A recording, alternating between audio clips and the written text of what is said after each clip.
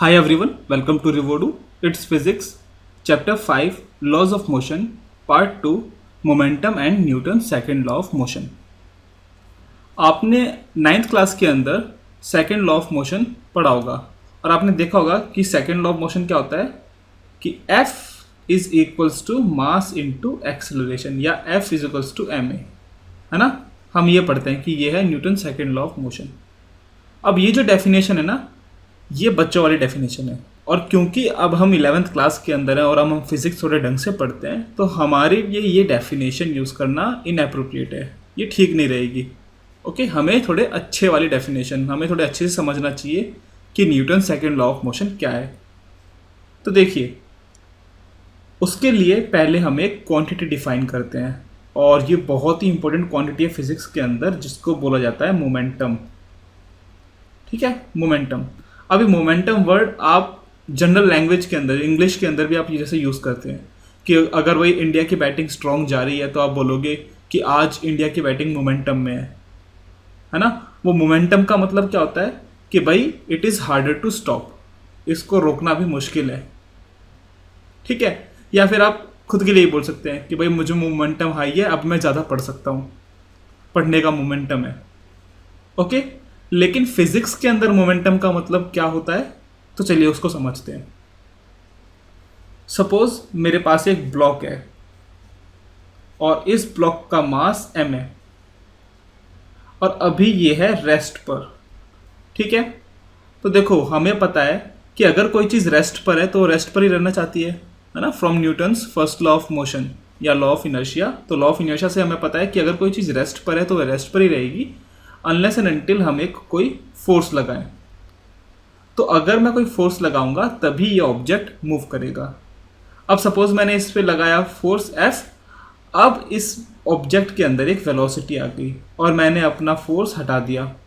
ठीक है, सपोज ये सब कुछ फ्रिक्शनलेस टेबल पे हो रहा है, फ्रिक्शनलेस है सब कुछ, तो मैंने फोर्स लगाया, ये मास अब मूव करने लग गया कोई वेलोसिटी v से। ठीक है, कोई वेलोसिटी v से मूव करने लग गया और मैंने अपना फोर्स हटा दिया। तो अगेन आप लॉ ऑफ इनर्शिया से ये कह सकते हैं कि ये मास इस वेलोसिटी के साथ मूव करता रहेगा जब तक कि हम कोई एक्सटर्नल फोर्स ना लगाएं। तो अगर आपको अगेन इस ऑब्जेक्ट को रोकना है, ठीक है, इसको अगेन आपको रेस्ट पर लाना है। ठीक है, अगर आपको यहाँ रेस्ट पर लाना है तो आपको यहाँ ऑपोजिट डायरेक्शन के अंदर फोर्स लगाना पड़ेगा और ये फोर्स बराबर होगा इस फोर्स के F के। ठीक है, तो देखिए हो क्या रहा है, हमने फोर्स लगाया, ठीक है, फोर्स लगाने के बाद हमने फोर्स हटा दिया और ये फोर्स हमने जब हटाया जब इसके अंदर ये वेलोसिटी आ गई। इसका मतलब क्या है कि मेरा फोर्स एक तरीके से कन्वर्ट हो गया इस मोशन में, है ना। मैंने अपना फोर्स लगाया, फिर मैंने फोर्स हटा दिया, तो मेरा फोर्स का एक रूप है ये जो मोशन हो रहा है। और ये F जो एक कन्वर्टेड वैल्यू में यहाँ इस मोशन में दिख रहा है हमको, ठीक है, वो हम कैसे एक्सपीरियंस करते हैं कि अगर हम उसे रोकना है तो हमें वो सेम फोर्स लगाना पड़ता है। इसका मतलब क्या है कि जब ये चीज़ मोशन में है, ठीक है, ये मास इस वेलोसिटी से मूव कर रहा है, इसका मतलब है कि अभी इस स्टेट के अंदर कुछ एक मिस्टीरियस क्वांटिटी है ना, और वो क्वांटिटी डिपेंड करती है इस फोर्स पर। ठीक है, उस क्वांटिटी को बोला जाता है मोमेंटम। ठीक है, तो मोमेंटम क्या है, फोर्स का एक काइंड है, एक रूप है उसका।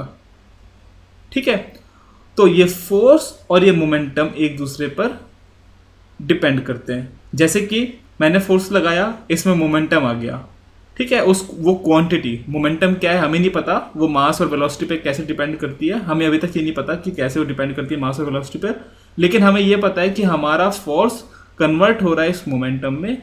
और अगेन अगर इस मोमेंटम की हम बात करें तो अगर इसे हमें रोकना है तो वो जो मोमेंटम है उसको रोकने के लिए हमें ये F चाहिए जो कि इसके बराबर है। ठीक है, तो मोमेंटम को हम डिनोट करते हैं इस P से, ठीक है, P लेटर से। और क्योंकि भाई ये डिपेंड करता है डायरेक्शन पे तो ये मोमेंटम क्या है, एक वेक्टर क्वांटिटी है ना। भाई ऑब्जेक्ट इधर मूव कर रहा है तो हमें फोर्स इधर लगाना पड़ेगा, तो हम बोलेंगे कि मोमेंटम इस डायरेक्शन में, इधर ये मूव करना चाहता है। ठीक है, अच्छा अभी तक हमें ये नहीं पता कि ये मोमेंटम इस मास और वेलोसिटी पे कैसे डिपेंड करता है, लेकिन हमें ये पता है कि ये जो फोर्स है, हमारा जो फोर्स है वो directly proportional to this momentum है। ठीक है, ये तो हम कह सकते हैं क्योंकि फोर्स कन्वर्ट हुआ मोमेंटम में और वो मोमेंटम फिर अगेन कन्वर्ट हो गया इस फोर्स में। ओके, तो अब हम देखते हैं कि ये मोमेंटम कितना होता है। ठीक है, ये मास और वेलोसिटी पे कैसे डिपेंड करता है, इसको समझते हैं हम। उसके लिए इमेजिन करो हमारे पास एक ट्रक है। ठीक है, एक बहुत बड़ा ट्रक है, बहुत हैवी होगा ऑब्वियसली। तो एक तो है हमारे पास ट्रक और एक हमारे पास है बाइसिकल। ठीक है, ये सिंपल सी बाइसिकल है और ये उसकी सीट है। अब ऑब्वियसली जो ट्रक में मास होता है वो बहुत ज़्यादा होता है, ठीक है, और बाइसिकल में कम होता है। अब सपोज आपके पास एक टास्क है कि आपको इन दोनों को मूव कराना है 10 किलोमीटर पर आवर से। ठीक है, इनिशियली रेस्ट पर है लेकिन आपको इनको मूव कराना है 10 kmph से, तो ऑब्वियसली आपको फोर्स लगाना पड़ेगा। ठीक है, सपोज आप ट्रक पर तो फोर्स लगाते हैं F1 और इस बाइसिकल पे आप फोर्स लगाते हैं F2। ओके, तो देखिए वेलोसिटी इन दोनों की फाइनल सेम है ना, जो फाइनल स्टेट आएगी। ठीक है, जो फाइनल स्टेट आएगी उन दोनों के अंदर वेलोसिटी तो सेम है दोनों की, बट मासेस डिफरेंट है। तो क्योंकि ट्रक का मास ज़्यादा है तो इंट्यूटिवली हम बोल सकते हैं ना कि भाई F1 will be greater than F2, है ना। भाई ट्रक को अगर 10 किलोमीटर पर आवर पर लेकर जाना है और एक साइकिल को रेस्ट से 10 किलोमीटर पर आवर पर लेकर जाना है तो आपको ऑब्वियसली ट्रक पे ज़्यादा फोर्स लगाना पड़ेगा। कॉमन सेंस वाली बात है। ठीक है, और हमें ये पता है कि जो V1 है वो V2 के बराबर है, but M1 is greater than M2 है। ठीक है, तो फाइनल कंडीशन के अंदर V1 और V2 बराबर है लेकिन M1 is greater than M2। इसका मतलब क्या है कि देखो अल्टीमेटली क्या होता है, जब मोशन हो जाता है तो हमारा फोर्स कन्वर्ट हो रहा है ना मोमेंटम में। तो क्या इसका मतलब ये नहीं है कि मोमेंटम जो है वो मास पर इसी तरह डिपेंड करता है, या फिर हम कह सकते हैं कि momentum is directly proportional to mass. अगर मास ज़्यादा है तो मोमेंटम ज़्यादा है ना, क्योंकि ज़्यादा फोर्स लगाना पड़ रहा है तो हमारा ज़्यादा फोर्स कन्वर्ट होगा। अब देखो, अब हम देखते हैं कि वेलोसिटी पे कैसे डिपेंड करता है। तो इसके लिए भी हम सिमिलर सा एक एग्जांपल देखते हैं। अब हम लेंगे कि हमारे पास दो बाइसिकल्स है। ठीक है, अब हमारे पास दो बाइसिकल्स है। ओके, अब देखो ये दोनों बाइसिकल का मास सेम है, m और m। ठीक है, अब देखिए इसको हमें मूव कराना है 40 किलोमीटर पर आवर से और इसको हमें मूव कराना है 10 किलोमीटर पर आवर से। हम क्या करेंगे, अगेन हम यहां लगाएंगे F1 और हम यहां लगाएंगे F2। ठीक है, तो देखिए किस केस के अंदर फोर्स ज़्यादा आएगा, भाई जिसके अंदर ज़्यादा वेलोसिटी लेके जानी है हमको, है ना। कॉमन सेंस वाली बात है। इसका मतलब क्या है कि F1 will be greater than F2 and M1 is equals to M2। और ये ऐसा क्यों आया, F1 is greater than F2 क्यों आया, क्योंकि V1 is greater than V2। तो देखिए अगर F1 ज़्यादा है F2 से, इसका मतलब क्या है कि momentum in 1 will be greater then in momentum इन 2, है ना, क्योंकि F ही तो कन्वर्ट होता है मोमेंटम में। ठीक है, तो यहां से हम ये कह सकते हैं ना कि जो मोमेंटम है वो डायरेक्टली प्रोपोर्शनल है वेलोसिटी के। ठीक है, तो ऊपर तो हमने देखा कि मोमेंटम प्रोपोर्शनल होता है मास के, और यहां पर हमने देखा कि मोमेंटम प्रोपोर्शनल होता है वेलोसिटी के। इसलिए मोमेंटम को लेते हैं कि वो बराबर होता है मास इनटू वेलोसिटी। ठीक है, तो मोमेंटम क्या होती है, momentum is the product of mass into velocity. और इसको आप कैसे समझते हैं, मोमेंटम क्या चीज़ होती है, भाई हम किसी चीज़ पे फोर्स लगा रहे हैं तो हमारा जो फोर्स है वो एक दूसरे तरह के फोर्स में चला जाता है। और वो कैसा फोर्स होता है, आप उसको ऐसे समझ सकते हैं कि it is amount of motion. Momentum क्या है, अमाउंट ऑफ मोशन।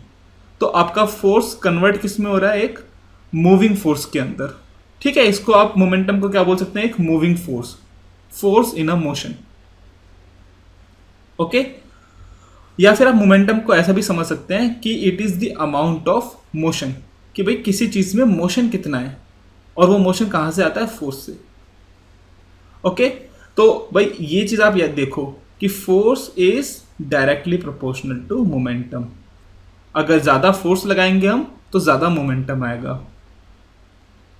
ठीक है, तो देखो हम सेकेंड लॉ ऑफ मोशन क्यों पढ़ते हैं भाई, क्योंकि देखो फर्स्ट लॉ तो हमें ये बोलता है कि अगर कोई चीज़ रेस्ट पर है और उसको हमें मूव कराना है तो हमें फोर्स लगाना पड़ेगा, बस वो इतना बताता है। लेकिन वो ये नहीं बताता कि हमें कितना फोर्स लगाना पड़ेगा। अगर कोई चीज़ मूव कर रही है और उसे हमें रोकना है तो हमें कितना फोर्स लगाना पड़ेगा। फर्स्ट लॉ बोलता है कि बस फोर्स लगाना पड़ेगा, लेकिन हाउ मच फोर्स ये हमको बताता है सेकेंड लॉ ऑफ मोशन। तो देखिए मैंने यहाँ तक आपको बताया, ठीक है, कि force is directly proportional to momentum. लेकिन फोर्स और मोमेंटम में ये सिर्फ यही रिलेशन नहीं होता, यहाँ पर एक टाइम का भी रोल होता है। टाइम का रोल कैसे, देखिए इसी केस के अंदर लेते हैं भाई, F1 is greater than F2। ये हम किस केस के लिए ले रहे हैं कि जब टाइम पीरियड दोनों में सेम हो। मतलब जरूरी नहीं है कि हमें ट्रक पे ज्यादा फोर्स लगाना पड़ेगा, मैं ट्रक पे F2 से कम फोर्स लगा सकता हूं लेकिन फॉर लॉन्गर ड्यूरेशन, ज्यादा टाइम के लिए। ठीक है, अगर मैं ट्रक पर ज्यादा देर के लिए फोर्स लगाऊं तो कम फोर्स से भी काम चल जाएगा। ठीक है, देखो इसको एक नए एग्जांपल से समझते हैं। आपके पास कार है, ठीक है, सपोज आपके पास कार है।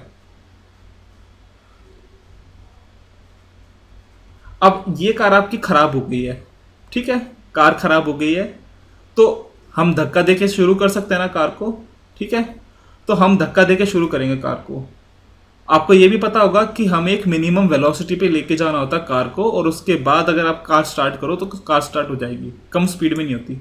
तो लेट्स से कि वो वेलोसिटी v है, ठीक है, जिस वेलोसिटी पे कार शुरू होगी। तो अभी ये रेस्ट पर है, रेस्ट से आपको v पर लेके जाना है इस कार को। अब देखो आपके पास दो केस हैं। एक केस क्या है कि यहां पर आप बस दो लोग हैं, आप और आपका फ्रेंड, ठीक है, या आपकी फ्रेंड जो भी है। तो आप यहां पर एक लिमिटेड फोर्स ही लगा सकते हैं ना, कम फोर्स लगा रहे हैं। तो अगर आपको वी पर लेके जाना है तो आपको ज़्यादा टाइम तक वो फोर्स लगाना पड़ेगा, है ना। अपना एक्सपीरियंस यूज़ करिए, आपने ये ज़रूर देखा होगा कि अगर हम किसी चीज़ पर कम फोर्स लगाएं तो हम उस पर वेलोसिटी पहुंचा सकते हैं, हायर वेलोसिटी पे, लेकिन हमको ज़्यादा देर के लिए फोर्स लगाना पड़ेगा। तो अगर आपके पास फोर्स जो है वो लो है, ठीक है, या फिर कम फोर्स है, तो आपको जो टाइम देना पड़ेगा वो फोर्स पे वो हाई होगा। ठीक है, टाइम हाई होगा। लेकिन सपोज दूसरा केस लो, ठीक है, कि आपके पास ये कार है, अगेन ये रेस्ट पर और वी पर लेके जाना है, लेकिन अभी दो की जगह आपके पास आपके बहुत सारे दोस्त हैं। ठीक है, सपोज आप 4 या 5 लोग हैं। अब ये 4-5 लोग मिलके धक्का लगा रहे हैं इस कार पर। अब आपके पास फोर्स क्या हो गया, फोर्स आपके पास अभी हाई है, ज़्यादा फोर्स है। तो सेम वेलोसिटी पे पहुंचाने के लिए आपको ज़्यादा टाइम की ज़रूरत नहीं है, आप भाई ज़्यादा फोर्स लगा दो कम टाइम में, तभी भी तो पहुंच जाएगा। ठीक है, तो टाइम आप कम दो, अगेन अगर आप लो टाइम देते हो तब भी वो सेम वेलोसिटी पे पहुंच जाएगा। तो देखिए फाइनली क्या है, मोमेंटम तो सेम है ना। फाइनल मोमेंटम क्या है, मास, भाई मास दोनों केस में एम है, वेलोसिटी सेम है, तो मोमेंटम तो सेम है दोनों केस के अंदर, लेकिन आपका फोर्स और टाइम में कुछ रिलेशन है। ठीक है, तो इसका मतलब क्या है कि जो मोमेंटम और फोर्स में जो रिलेशन है उसमें टाइम का भी रोल होता है। ठीक है, तो यही है Newton second law. Newton second law क्या है, Newton second law of motion बोलता है कि जो फोर्स होता है किसी भी चीज़ पे वो डायरेक्टली प्रोपोर्शनल होता है change in momentum divide by time interval. ठीक है, जैसे कि यहाँ पर चेंज इन मोमेंटम कितना आया, mv, है ना। इनिशियली 0 था वेलोसिटी, चेंज इन मोमेंटम आ गया mv, और इस केस में भी चेंज इन मोमेंटम mv है, लेकिन f और t अलग अलग है। ठीक है, तो देखो यहाँ से हमारा रिलेशन वही बता रहा है कि अगर हम फोर्स ज़्यादा लेंगे तो हमें कम टाइम की ज़रूरत पड़ेगी फॉर सेम मोमेंटम। ओके, अच्छा अब आपको इस साइन को हटाना है। ठीक है, तो आप ये साइन कैसे हटाते हैं, कोई एक कांस्टेंट लगा के, तो के delta P by delta T.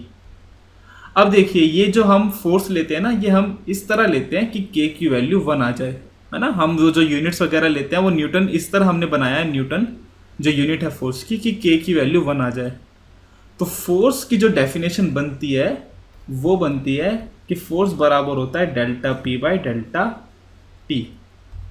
Okay, ठीक है। और ये तो टाइम इंटरवल की बात है। अगर हमें इंस्टेंटेनियसली देखना है कि फोर्स क्या होगा, तो हम क्या करेंगे, अगर बहुत ही छोटा टाइम है तो हम लेंगे dt और ये होगा dp। ठीक है, तो फोर्स, अच्छा ये सारे वेक्टर क्वांटिटी से तो ऐसे लगा दो। तो फोर्स होता है dp बाय dt, मतलब मोमेंटम का डिफरेंशिएशन टाइम के रिस्पेक्ट में, और ये है आपका न्यूटन सेकेंड लॉ। ठीक है, F is equals to M A, वो तो इसका एक स्पेशल केस है, असली चीज तो ये है। ठीक है, so the real law is this, real law कि फोर्स बराबर होता है dp बाय dt। तो आई होप कि आपको मोमेंटम समझ में आ गया होगा, मोमेंटम क्या है। ठीक है, दोबारा बता देता हूं मोमेंटम क्या चीज होती है। मोमेंटम आप एक इस तरह से समझ सकते हैं कि मोमेंटम है ना, फोर्स इन मोशन, ऐसे समझो आप। ठीक है, कि भाई कोई चीज़ अगर मूव कर रही है तो कितना फोर्स कैरी कर रही है, और वो जितना फोर्स कैरी कर रही है वो आप कैसे निकालोगे कि भाई अगर उसे रोकना है तो हमें कितना फोर्स लगाना पड़ेगा। लेकिन चीज़ ये है कि ये जो फोर्स है ये उस टाइम पे डिपेंड करता है कि आप कितनी देर के लिए फोर्स लगा रहे हैं। ठीक है, अगर आप ज़्यादा देर के लिए फोर्स लगा रहे हैं तो कम टाइम में भी आपका काम हो जाएगा। ठीक है, और अगर आपके पास कम फोर्स अवेलेबल है तो आपको वो फोर्स ज़्यादा देर के लिए लगाना पड़ेगा किसी चीज़ को रोकने के लिए। ठीक है, तो ये है Newton second law of motion. अच्छा, अब हम देखते हैं कि मास इंटू एक्सेलरेशन कैसे आता है। देखो F is equals to d by d t of P होता है। ठीक है, और हमें पता है P की वैल्यू क्या होती है, P बराबर होता है मास इंटू वेलोसिटी के। अब देखिए मास तो किसी ऑब्जेक्ट का कांस्टेंट ही रहता है, मास थोड़ी ना चेंज होता है। ठीक है, तो हमारे जो प्रैक्टिकल केसेस हैं, जो भी हम फिजिक्स पढ़ेंगे अभी, तो उसमें मास कांस्टेंट लेंगे हम। तो हम लिख सकते हैं F बराबर होगा m dv बाय dt के। और ये dv बाय dt क्या होता है, ये बराबर होता है एक्सेलरेशन के, है ना। तो हम लिखेंगे कि फोर्स यहाँ से आएगा, फोर्स आएगा मास इंटू एक्सेलरेशन। ये होता है आपका केस जो आपने 9th में पढ़ा है। ठीक है, तो ये एक स्पेशल केस है। स्पेशल केस क्यों, क्योंकि यहाँ पर हमने मास को कांस्टेंट लिया है। तो आप आगे देखेंगे, ठीक है, हम जब रॉकेट वगैरह पढ़ेंगे कि ये मास ज़रूरी नहीं कि कांस्टेंट रहे, मास भी चेंज हो सकता है टाइम के साथ, जैसे रॉकेट का फ्यूल जलता है तो। ठीक है, तो वो सब बाद में, अभी के लिए आप बस ये वाली चीज़ ध्यान में रखें। और एक और चीज़, ये जो फोर्स होता है ये होता है net force on the body. तो net force on the body, net force का मतलब सपोज अगर एक से ज़्यादा फोर्स लग रहे हैं तो ये जो F होता है ये रिजल्टेंट फोर्स होता है। ठीक है, देखो इसका एक एग्जांपल कर लेते हैं हम, तो आपको क्लियर हो जाएगा कि कैसे हम एक्सेलरेशन लगाएं। सपोज आपके पास एक ऑब्जेक्ट है, ठीक है, इसका मास है 5 किलोग्राम मास। ओके, एक फोर्स लग रहा है इस डायरेक्शन में, और ये फोर्स है 100√2 न्यूटन, और ये जो एंगल है हॉरिजॉन्टल के साथ ये है 45 डिग्री। ठीक है, और उससे पहले हम ना एक एक्स वाई डिफाइन कर लेते हैं। भाई ये डायरेक्शन है आपकी एक्स और ये ऊपर है y। ओके, तो हमारे पास ये एक्स वाई है और ये एक फोर्स है। अब ये अकेला फोर्स नहीं है, सपोज एक फोर्स लग रहा है इधर और ये भी है 100 न्यूटन, ये है 100 न्यूटन। ठीक है, एक फोर्स इधर पीछे लग रहा है और ये है 100 न्यूटन। तो हमें बताना है कि एक्सेलरेशन कितना आएगा वेक्टर फॉर्म में। ठीक है, एक्सेलरेशन कितना आएगा। तो देखिए, जैसे कि आपको पता होगा कि हम वेक्टर क्वांटिटीज को दो परपेंडिकुलर डायरेक्शंस में रिजॉल्व कर सकते हैं और हम उन दोनों परपेंडिकुलर डायरेक्शंस के अंदर मोशन को इंडिविजुअली सॉल्व कर सकते हैं। तो हम x के अंदर मोशन अलग से सॉल्व करेंगे और y के अंदर मोशन हम अलग से सॉल्व करेंगे। ठीक है, तो देखो तरीका क्या है। अगर आपके एग्जाम में बोला गया तो आप हमेशा इन क्वेश्चन को कैसे करोगे कि हम एक्सेलरेशन की एक वैल्यू लेंगे, उसके दो कंपोनेंट होंगे ए एक्स आई कैप, ठीक है, और एक होगा ए वाई जे कैप। ठीक है, ए एक्स एक्स वाला कंपोनेंट और ए वाई जे वाला कंपोनेंट। अब देखो यहाँ पर फोर्स के दो कंपोनेंट हैं इस वाले फोर्स के, ये वाला फोर्स वाई में और ये वाला फोर्स एक्स में है। तो पहले हम एक्स डायरेक्शन वाले फोर्स निकालते हैं। ठीक है, तो एफ एक्स कितना है, एक्स डायरेक्शन में फोर्स कितना है। एक तो इसका कंपोनेंट आएगा 100√2 का। ठीक है, तो 100√2 cos 45 एक्स में, तो 100√2 cos 45 कितना होता है 1/√2। तो ये तो हो गया इस फोर्स का। ये 100 न्यूटन का है नेगेटिव डायरेक्शन में, इसलिए हम इसे लेंगे -100। तो एफ एक्स कितना आया, एफ एक्स आपका यहां से आएगा √2 कैंसिल, 100 - 100 0। तो एक्स डायरेक्शन में कोई फोर्स नहीं है। अब हम वाई का देखते हैं कि एफ वाई कितना आएगा। ठीक है, अच्छा यहीं पे हम लिख देते हैं वैसे कि अगर एफ एक्स 0 है तो ए एक्स कितना आएगा, फिर ए एक्स आएगा एफ एक्स बाई एम या फिर 0। एफ वाई की बात करते हैं। एफ वाई देखो, ये जो 100√2 है इसका एक y का कंपोनेंट आएगा और ये कितना होगा 100√2 cos 45। तो 100√2 cos 45 भी 1/√2 होता है, तो 1/√2। अब वर्टिकल में और कौन से फोर्स है, ये 100 न्यूटन वाला। ठीक है, तो ये y के अंदर है तो हम ये लिखेंगे +100। तो ये √2 कैंसिल, तो ये कितना हो जाएगा 200 न्यूटन। तो ए वाई कितना आएगा, ए वाई आएगा F Y divided by M.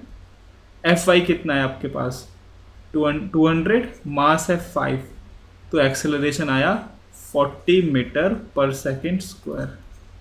तो एक्सेलरेशन आप क्या लिखोगे फिर फाइनल आंसर 40 जे मीटर पर सेकेंड स्क्वायर। ठीक है, तो एक्सेलरेशन आप कैसे निकालेंगे भाई, नेट फोर्स कितना है ऑब्जेक्ट पे, आपको वो निकालना है। देखिए इसके अंदर हम बहुत सारे क्वेश्चन करेंगे कॉम्प्लिकेटेड। सो इस वीडियो के लिए इतना ही। So guys, thanks for watching. Please come back for more videos. Please like share and subscribe. और अगर कुछ भी डाउट है, कोई क्वेश्चन है तो please ask in the comment section. Thank you very much.